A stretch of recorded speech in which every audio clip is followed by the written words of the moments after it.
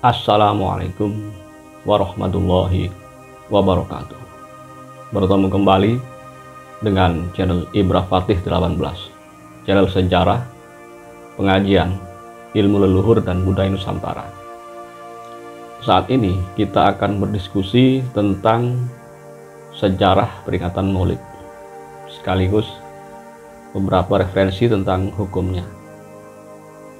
Seperti kita tahu, akhir-akhir ini banyak sekali narasi-narasi yang mengatakan bahwa peringatan Maulid Nabi Muhammad SAW adalah bid'ah atau sebuah amalan yang tidak hanya tidak berpahala, akan tetapi bahkan dianggap sebagai sebuah dosa. Oleh karena itu, marilah kita berdiskusi tentang sejarah dan fakta daripada peringatan Maulid ini. Maulid mulai dianggap sebagai bid'ah baru pada abad ke-19 atau di akhir abad 18 Masehi. Sebelum itu, tidak ada ulama yang mengatakan bahwa Maulid adalah bid'ah. Ulama-ulama salaf atau ulama kuno sepakat bahwa peringatan Maulid Nabi Muhammad SAW bukan bid'ah. Tapi sebaliknya, ulama-ulama kholaf atau ulama kekinian banyak yang mengatakan bahwa Maulid adalah bid'ah. Di Indonesia, Maulid dianggap bid'ah baru pada abad ke-19. Dan seiring dengan maraknya media sosial, kini narasi bahwa peringatan Maulid sebagai bid'ah kian gencar. Kita simak faktanya. Siapakah yang pertama kali merayakan peringatan Maulid Nabi Muhammad SAW?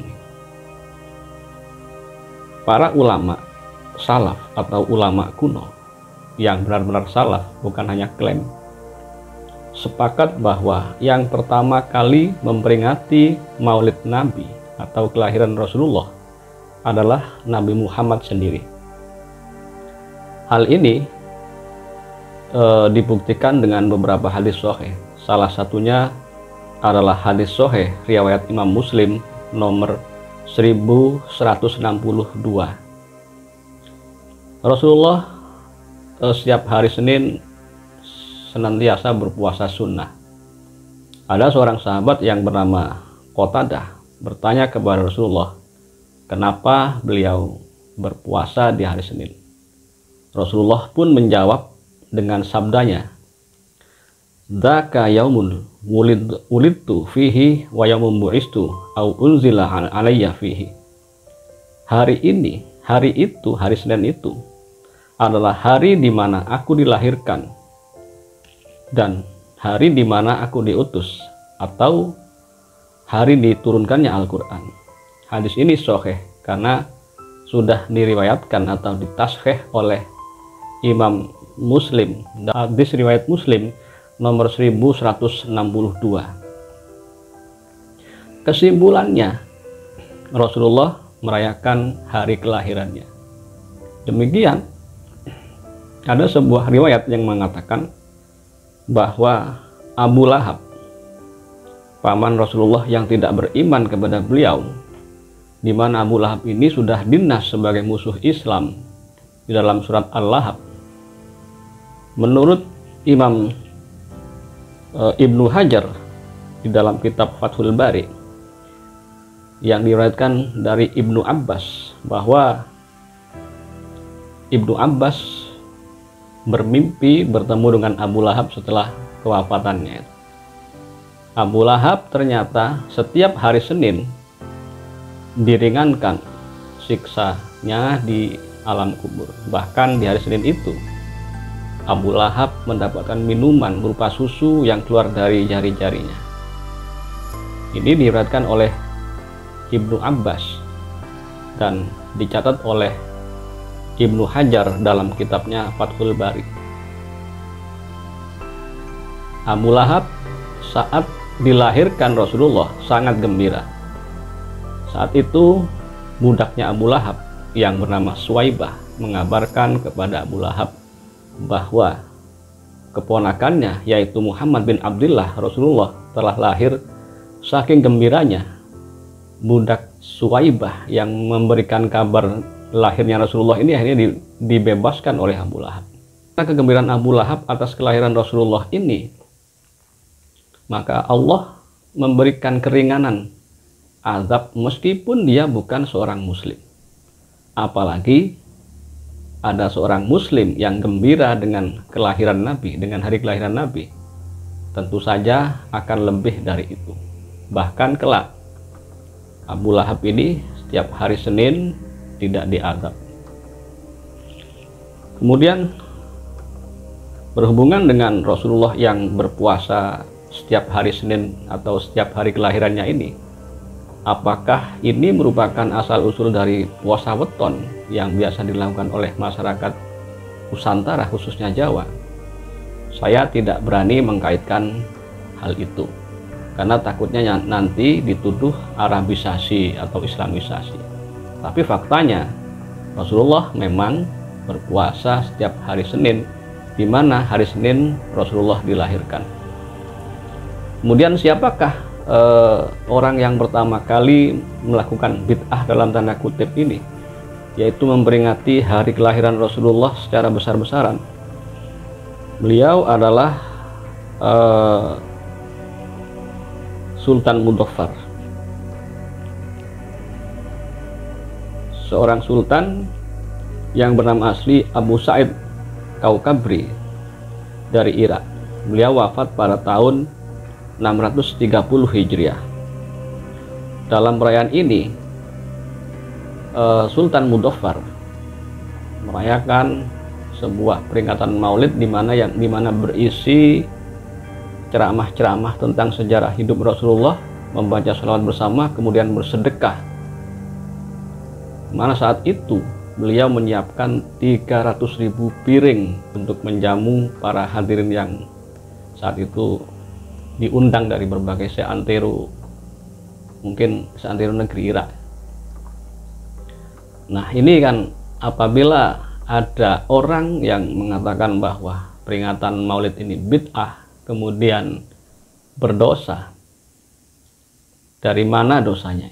Karena di sana dalam peringatan itu dibacakan sejarah Rasulullah, kemudian diadakan pembacaan sholawat, dan juga diadakan sedekah. Apakah amalan seperti itu disebut sesat? Ini perlu kita pertanyakan. Kemudian seandainya mungkin ada yang menyangka, karena saat ini peringatan Maulid sudah bermacam-macam bentuknya, terutama di Indonesia. Ada yang sampai berebutan, ada yang sampai berdesak-desakan, atau bahkan ada pembacaan sholawat yang diiringi dengan ritual-ritual seperti itu. Saya yakin Rasulullah akan tersenyum melihat umatnya sangat bergembira dengan memperingati hari lahir beliau. Apalagi di sana tidak ada kemaksiatan, tidak ada caci maki, tidak ada ceramah-ceramah yang mengkafir-kafirkan orang. Tentu saja insya Allah Rasulullah akan memaklumi seandainya ada sebuah tradisi peringatan Maulid yang di sana mungkin ada tindakan-tindakan seperti berebutan atau berlompatan, bergembira, tertawa-tawa. Itu pun dilakukan setelah prosesi pembacaan sejarah Rasulullah. Mungkin saja saya yakin Rasulullah hanya tersenyum melihat kegembiraan umatnya dalam memperingati hari kelahiran beliau. Karena sekali lagi di sana tidak ada kemaksiatan, tidak ada ceramah-ceramah mengkafirkan orang lain atau menyesat-nyesatkan orang lain. Nah, setelah itu peringatan Maulid kenapa bisa viral sampai diperingati oleh hampir seluruh umat Islam di dunia? Yang pertama kali melakukan hal itu atau mempopulerkan peringatan Maulid Nabi Muhammad SAW adalah Sultan Salahuddin Al-Ayyubi, atau yang oleh orang barat disebut Saladin. Nah, di lain sisi Kita tahu bahwa iblis selama hidupnya itu menangis dan menjerit sebanyak empat kali. Selama ini iblis tidak pernah menangis apalagi menjerit, hanya 4 kali. Yang pertama ketika dilaknat oleh Allah Subhanahu wa taala, iblis menjerit. Yang kedua ketika iblis dikeluarkan dari sorga, diturunkan ke dunia. Kemudian yang ketiga ketika Rasulullah dilahirkan. Jadi bisa jadi apabila ada orang yang benci atau menghujat perayaan kelahiran Nabi, jangan-jangan mengadopsi apa yang telah menimpa oleh iblis ini. Kemudian peristiwa keempat yang menyebabkan iblis ini menangis adalah ketika diturunkannya surat Al-Fatihah. Dan sekali lagi titik poinnya, apabila Abu Lahab saja yang non muslim mendapatkan keringanan azab hanya gara-gara bergembira dengan kelahiran Rasulullah, apalagi kita kaum muslimin tentu saja akan mendapatkan balasan yang lebih dari itu. Kakek saya dulu pernah bercerita bahwa di zaman beliau, orang-orang ketika mengecat rumah atau menghias rumah itu bukan dilakukan pada bulan Ramadan untuk menyambut Idul Fitri, akan tetapi dilakukan pada bulan Maulid, karena di bulan Maulid ini kita akan kedatangan tamu agung yaitu Rasulullah. Saya juga berpesan kepada kaum muslimin, nanti apabila kita sedang merayakan Maulid Nabi, marilah kita peringati dengan hikmat. Ketika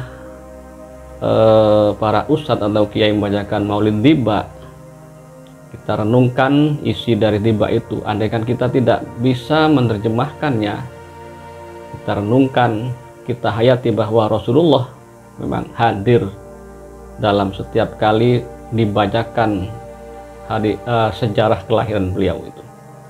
Dan apabila Rasulullah telah hadir di tengah-tengah kita, maka azab tidak akan turun, maka segenap kesusahan, segenap permasalahan, segenap penyakit insya Allah akan diangkat oleh Allah dengan berkah Rasulullah SAW.